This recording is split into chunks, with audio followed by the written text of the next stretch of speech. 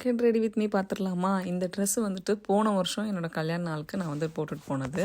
So நல்லாவே வந்துட்டு difference தெரிஞ்சுதுங்க. இது நான் வாங்கும்போது பார்த்தீங்க அப்படின்னா டபுள் எக்ஸலாக நல்லா 4 இடத்துல பிடிச்சிருக்கேன். அதுக்கப்புறம் தான் இந்த ட்ரெஸ் வந்துட்டு கொஞ்சம் கரெக்டாக இருந்துச்சு. ஸ்டில் இன்னுமே கொஞ்சம் இடத்துலலாம் லூஸாக தான் இருந்துச்சு. பட் அதுக்கு மேலே பிடிக்க முடியல, அதில் ஆரி ஒர்க் இருந்ததுனால.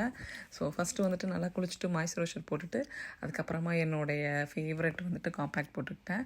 அதுக்கப்புறமா இன்றைக்கி வந்துட்டு கொஞ்சம் வந்துட்டு கண்ணுக்கு வந்துட்டு ப்ளஷ்ஷு, அப்புறம் மஸ்காரா, அதுக்கப்புறமா என்னோடய ஷிம்மர் வந்துட்டு நான் வந்து இந்தியா அமேசானில் வாங்கினது, இப்போ கொரியர் பார்சலில் கட்டியிருப்பேன், அதெல்லாம் கொஞ்சம் போட்டிருந்தேன்.